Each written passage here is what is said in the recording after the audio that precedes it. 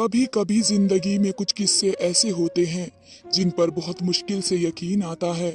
और खासकर जब कोई ऐसा रिश्ता हमारे साथ धोखा करे जो हमारा बहुत अपना हो, तो यकीन करना नामुमकिन हो जाता है। और जब मुझे पता चला कि मेरे पति ने मुझे मेरे देवर के कमरे में क्यों भेजा था और उनका इरादा क्या था, तो मेरे होश उड़ गए। वो जैसा दिखाई दे रहा था वैसा हरगिज नहीं था। मेरी ये कहानी आपको भी हैरान होने पर मजबूर कर देगी कि किस तरह मेरे छोटे देवर ने मेरे ही दामन पर दाग लगाया। मैं सोकर उठी तो ये देखकर हैरान रह गई कि मेरे देवर के मुंह पर मेरा दुपट्टा बंधा हुआ था। मैं परेशान होकर जल्दी से उसके मुंह से दुपट्टा खोलने लगी। इतने में मेरी छोटी ननंद कमरे में चली आई। उसने जब मुझे अपने भाई के मुंह से दुपट्टा खोलते देखा तो फौरन पूछने लगी कि ये सब क्या हो रहा है। उस वक्त तक मैं दुपट्टा खोल चुकी थी और उससे पहले कि मैं कोई जवाब देती, मेरा 13 साल का देवर चीख चीख कर कहने लगा कि भाभी ने मुझे रात भर गंदी गंदी फिल्में दिखाई हैं और जब मैंने इन्हें रोकना चाहा तो इन्होंने मेरे मुंह पर कपड़ा बांध दिया।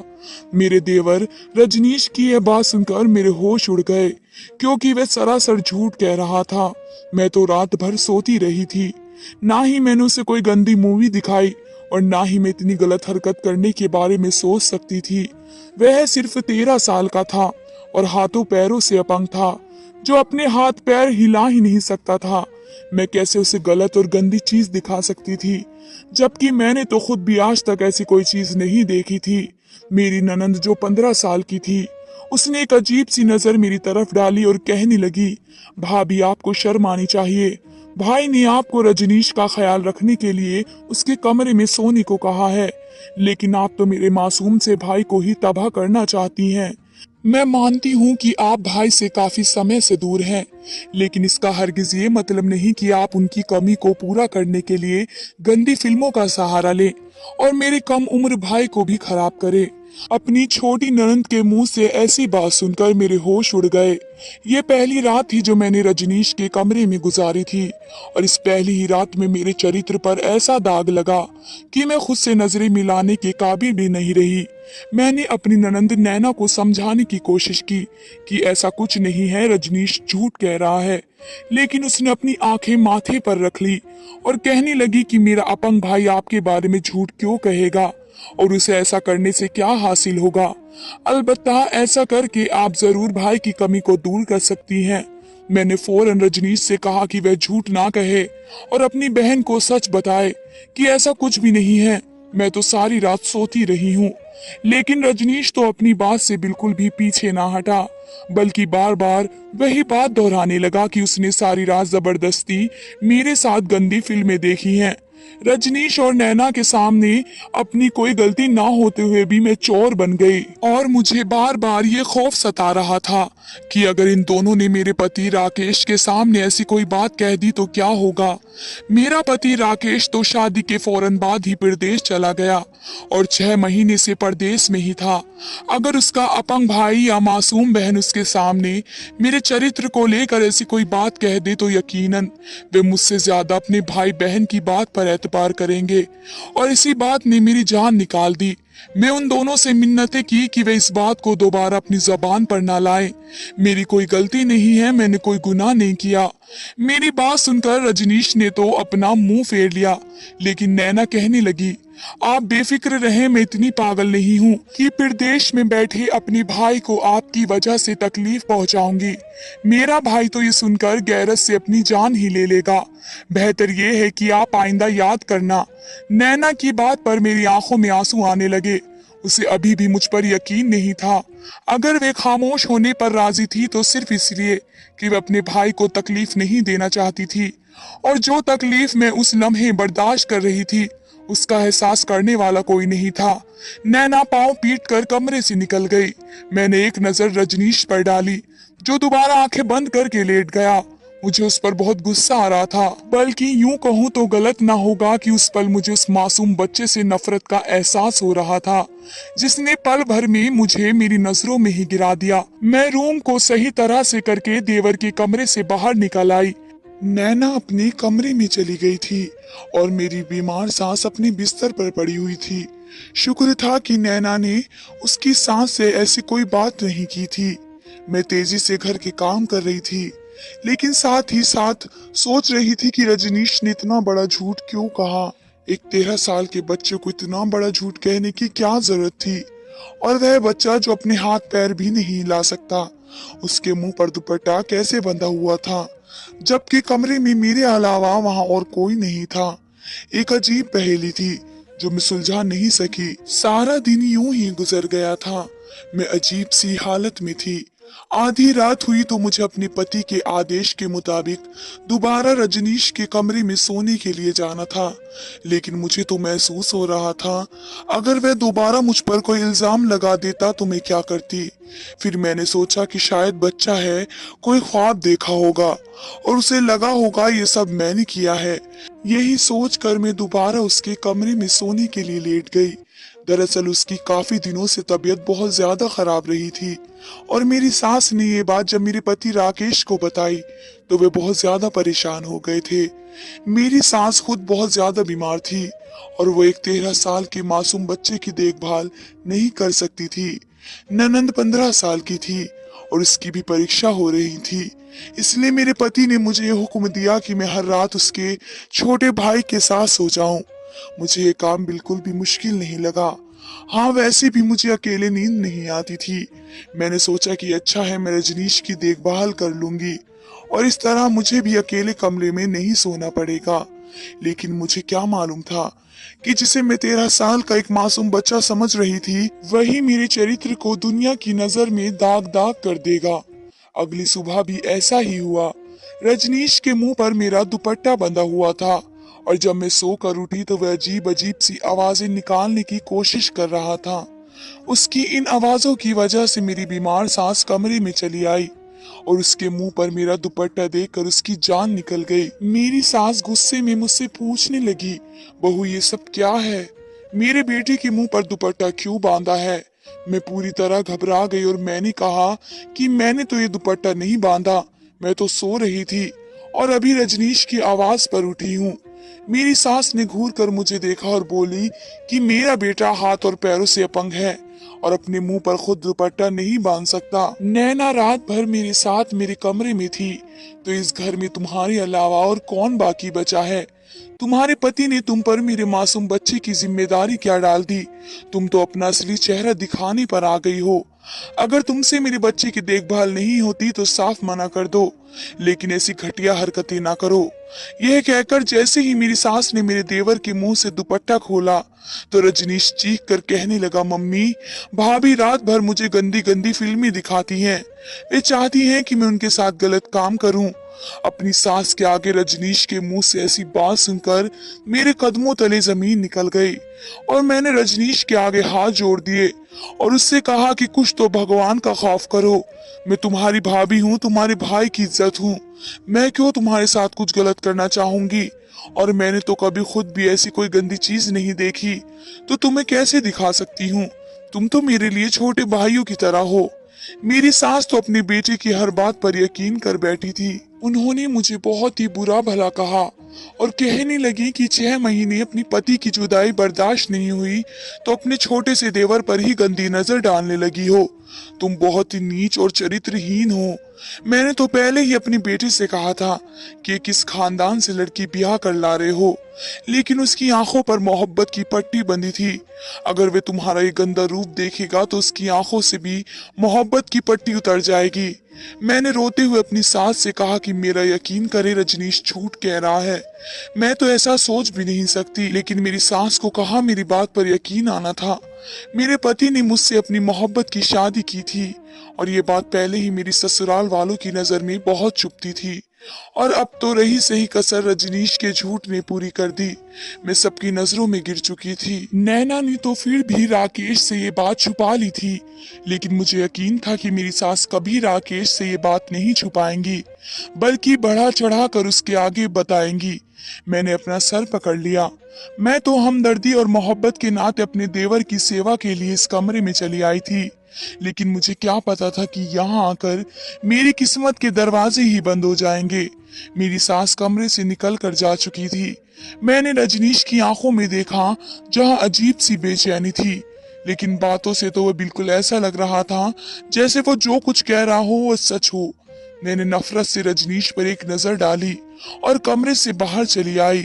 मेरा सारा वक्त रोते हुए ही गुजर गया। मैंने दिन में कई दफा अपनी सास को यकीन दिलाना चाहा कि मैंने कुछ नहीं किया है, लेकिन मैं कैसे यकीन करती। उन्होंने खुद अपनी आंखों से अपने बेटे के मुंह पर दुपट्टा बंधा हुआ देखा था, और जो कुछ उनके बेटे ने उन्हें बताया उसके बाद तो मैं ही उनकी नजरों में मुजरिम थी। शाम को राकेश का फोन आया तो मुझे यकीन था कि वे मुझसे बहुत झगड़ा करेंगे और मुझे पूरा भला कहेंगे, क्योंकि अब तक तो उनकी मां ने उन्हें सुबह वाली बात के बारे में बता दिया होगा। लेकिन उस वक्त मेरी हैरत की इंतहा न रही जब राकेश ने किसी ऐसी बात का जिक्र तक न किया। वे तो बहुत खुश थे और बता रहे थे कि उनकी नौकरी में बहुत ज्यादा तरक्की हुई है। मैंने भी अपना रवैया उनके साथ बिल्कुल नॉर्मल रखा। मैं भी उन तक ऐसी कोई बात नहीं पहुंचाना चाहती थी। और फिर फोन बंद करते वक्त राकेश ने मुझे फिर से कहा कि मैं रजनीश का ख्याल रखूं। वह बहुत ज्यादा कमजोर है और उसे किसी की देखभाल की सख्त जरूरत है। राकेश ने मुझसे वादा मांगा कि मैं उनके भाई का ख्याल रखने में कोई कसर नहीं छोड़ूंगी, और ना चाहते हुए भी मैंने उनसे वादा कर लिया। रजनीश तो मेरे लिए एक मुसीबत बन गया। उसके पास उसके कमरे में जाकर सोना अब मेरे लिए मुमकिन नहीं था, लेकिन अपने पति से जो वादा मैंने किया था मुझे उसे निभाना था। अगली रात मेरी सास दवा खाकर सो गई और नैना भी उनके साथ बैठकर पढ़ाई करने लगी, तो ना चाहते हुए भी मुझे रजनीश के पास उसके कमरे में आना पड़ा। जब मैं उसके कमरे में पहुंची तो वह बहुत गहरी नींद में सो रहा था। मैंने सुकून का सांस लिया और खामोशी से सोफे पर लेट गई। लेकिन आज ना ही मुझे नींद आ रही थी और ना ही मेरा सोने का कोई इरादा था, बल्कि मैंने ठान लिया था कि आज मैं सोने की एक्टिंग करूंगी और जानकर रहूंगी कि रात भर आखिर इस कमरे में होता क्या है। और फिर जो कुछ मैंने देखा, मेरे सर पर तो आसमान टूट पड़ा। मेरा नाम मानसी है और मेरी शादी को 6 महीने हो गए। मेरी शादी राकेश से हुई, जो शादी करते ही मुझे अपने घर वालों के पास छोड़कर फौरन परदेश चले गए थे। राकेश और मेरी पसंद की शादी थी और इस शादी पर उनके घर वाले कुछ खास खुश नहीं थे, क्योंकि मैं एक बहुत ही गरीब खानदान से संबंध रखती थी और अपने घर का गुजारा चलाने के लिए मुझे नौकरी करनी पड़ती थी। राकेश से मेरी मुलाकात उसी होटल में हुई जिस होटल में मैं वेटर की नौकरी करती थी। राकेश वहां अपने दोस्तों के साथ खाना खाने आते थे। वह कनाडा से चंद दिनों की छुट्टियों पर आए हुए थे और दोस्तों के साथ वक्त गुजार रहे थे। तभी उनकी नजर मुझ पर पड़ गई। राकेश को मुझसे पहली ही नजर में मोहब्बत हो गई और कुछ ही दिनों में उन्होंने मुझे खुद ही प्रपोज भी कर दिया। मुझ पर अपने घर बार की जिम्मेदारी थी और मैं किसी भी रिश्ते में बंधना नहीं चाहती थी, लेकिन राकेश की मोहब्बत ने मुझे अपने साथ बांध लिया। राकेश वापस जाने से पहले मुझसे शादी करना चाहते थे, और जब ये बात मेरे घर वालों को पता चली तो मेरी माँ ने इस रिश्ते के लिए साफ इनकार कर दिया, क्योंकि इस तरह उन लोगों का गुजारा कैसे हो सकता था। राकेश ने मेरे घर वालों को यकीन दिलाया कि वे इनका खर्चा भी उठाएंगे और मुझे भी हर तरह की खुशी देंगे। मेरी माँ एक गरीब औरत थी, उसे मुझसे कहीं ज्यादा पैसों की जरूरत थी, इसलिए फौरन राजी हो गई। राकेश 4 लोगों की मौजूदगी में मुझे अपने साथ विदा करवा कर ले गए और शादी के बाद 10 दिन उन्होंने मेरे साथ बहुत ही खूबसूरत तरीके से गुजारे। मेरे ससुराल वाले इस शादी पर राजी नहीं थे, लेकिन उन्होंने खुलकर ऐसी कोई बात भी नहीं की थी कि जिससे मुझे परेशानी होती। राकेश का छोटा भाई रजनीश हाथ पैरों से अपंग था और अपने कमरे में रहता था। राकेश इससे बहुत मोहब्बत करते थे और जल्द से जल्द इसका इलाज करवाने की ख्वाहिश रखते थे। राकेश ने मुझे कहा था कि वे रजनीश का इलाज करवा कर और नैना की शादी करके हमेशा के लिए वापस वतन लौट आएंगे, और मैंने भी उनके वादे का सहारे अपनी जिंदगी गुजारना शुरू कर दी। सब कुछ ठीक चल रहा था। राकेश रोजाना मुझे फोन भी करते और उनके घर वालों का रवैया भी ठीक था, लेकिन पिछले कुछ दिनों से रजनीश की तबीयत कुछ खराब सी थी और राकेश को इसी बात की फिक्र सता रही थी। राकेश ने मुझे कहा कि मैं उनके भाई के साथ रात को सो जाया करूं। क्योंकि उसकी माँ इस काबिल नहीं रही थी कि वे अब बीमार बेटे की देखभाल कर सके। रजनीश तो खुद से पानी का गिलास भी नहीं उठा सकता था। मेरे पति ने बहुत प्यार से मुझसे ये बात कही थी, मैं उन्हें कैसे इनकार कर सकती थी। और फिर रजनीश तो मेरे छोटे भाइयों जैसा था, इसलिए मैं फौरन राजी हो गई। लेकिन यही शायद मेरी जिंदगी की सबसे बड़ी गलती थी।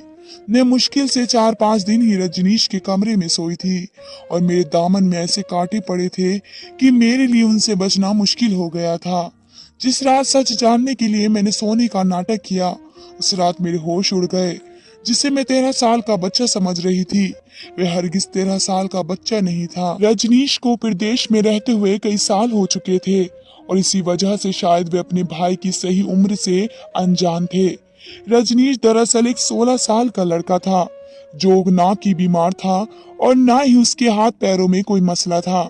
इस रात जैसे ही मैंने आंखें बंद करके सोने के लिए लेटी तो रजनीश अपने बिस्तर से उठकर मेरे पास आया और मेरे ऊपर से दुपट्टा खींच लिया। मेरे चेहरे पर बिखरे बालों को अपने हाथों से पीछे करते हुए मुझ पर झुका और मेरे वजूद को आर पार होती नजरों से देखने लगा।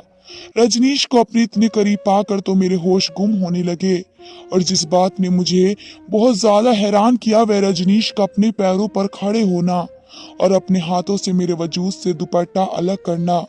उसके बाद रजनीश आहिस्ता से कमरे से बाहर निकल गया और जब वापस लौटा तो वह मेरे पति के कपड़े पहने हुए खुद को आईने में देख रहा था और गुनगुना भी रहा था। और फिर मेरे करीब आकर आहिस्ता से कहने लगा, तुम्हारी वजह से मेरी जिंदगी मुश्किल हो गई है, इसलिए अब जब तक मैं तुम्हें इस घर से बाहर ना निकलवा देता सुकून से नहीं रहूंगा। पहले मेरा भाई मेरे इलाज के नाम पर और मेरे खर्चे के नाम पर ढेर सारे पैसे भेजता, जिससे मैं खूब अय्याशियां करता था, अपने दोस्तों के साथ पार्टी करता था।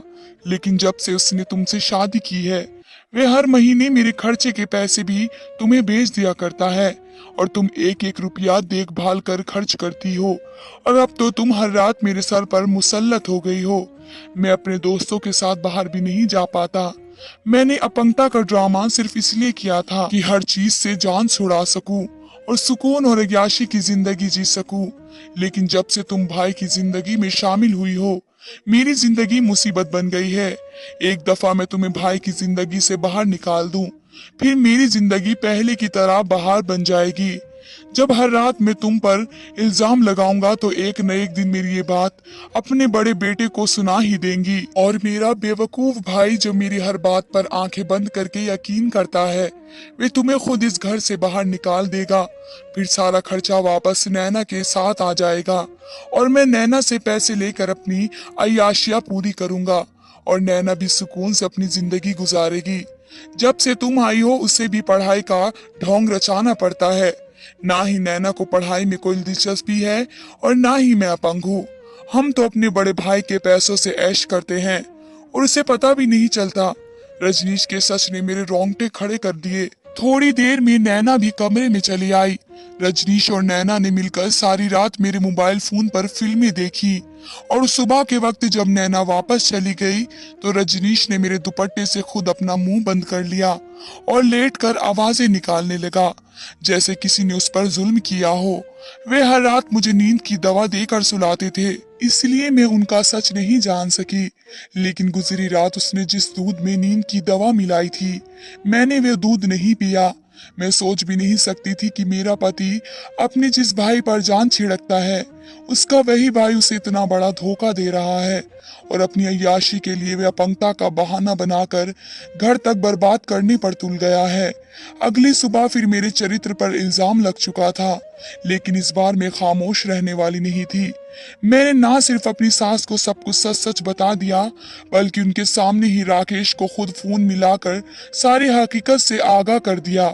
राकेश मेरी बात पर यकीन करते या ना करते, उसे मैंने अपनी किस्मत पर छोड़ दिया।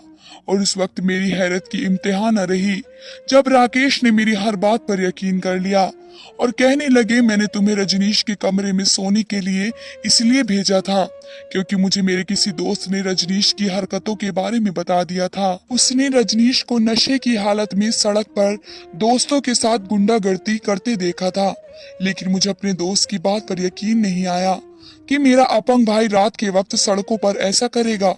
फिर जब यही बात मुझे किसी और से पता चली तो मैंने सब कुछ जानने का फैसला किया और तुम्हारे अलावा कोई नहीं था जिस पर मैं भरोसा करता। इसलिए मैंने तुम्हें रजनीश के कमरे में भिजवा दिया। सच कहूं तो मुझे अपने दोस्त की बात झूठ लगी थी, क्योंकि मैं रजनीश से बहुत मोहब्बत करता था और मुझे उस पर पूरा भरोसा था। जब रजनीश हाथ पैरों से अपंग हुआ उस वक्त मैं प्रदेश में था और मुझे माँ ने बताया था कि रजनीश एक एक्सीडेंट में हमेशा के लिए हाथ पैरों से अपंग हो गया है। वो अब अपने हाथ पैरों को हिला भी नहीं सकता। तो उस दिन मैं खून के आंसू रोया। इसलिए जब मुझ तक ये खबर पहुंची कि मेरा भाई बिल्कुल ठीक है तो मेरे लिए यकीन करना नामुमकिन हो गया। लेकिन अब मुझे इस बात पर यकीन आ गया कि उसने मेरे साथ बहुत बड़ा धोखा किया है।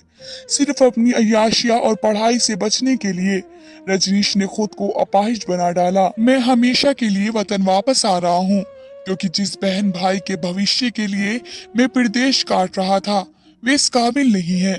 रजनीश और नैना भी यह जानकर दंग रह गए कि उनका भाई पहले ही उनकी हकीकत को जान चुका था। एक हफ्ते बाद राकेश हमेशा के लिए लौट आए और उन्होंने रजनीश को आते ही किसी नौकरी पर लगा दिया और नैना की पढ़ाई पर सख्ती कर दी। कभी कभी राकेश मेरे पास बैठते तो कहते कि मुझे लगा कि मैं अच्छी तरह कमा कर अपनी बहन भाइयों को अच्छी जिंदगी दे सकता हूँ, लेकिन मैं भूल गया कि परवरिश के लिए पैसे नहीं बल्कि बड़ों का साथ होना जरूरी होता है। मेरे बहन भाइयों को मेरे पैसों की नहीं, मेरे साथ की जरूरत है, क्योंकि वे उम्र के जिस हिस्से में है वहाँ अच्छी परवरिश बहुत जरूरी होती है। मेरी बीमार माँ उन पर तवज्जो ना दे सकी और इसी वजह से वे दोनों गलत रास्ते के राही बन गए। मैं राकेश को तसल्ली देती कि आहिस्ता आहिस्ता वक्त के साथ साथ सब कुछ ठीक हो जाएगा। इस बात को पूरे 2 साल हो चुके हैं। मैं और राकेश बहुत अच्छी जिंदगी गुजार रहे हैं। रजनीश और नैना को भी उन्होंने अपनी सख्ती और मोहब्बत से सुधार लिया है। दोस्तों, उम्मीद करती हूँ वीडियो अच्छी लगी होगी। धन्यवाद दोस्तों।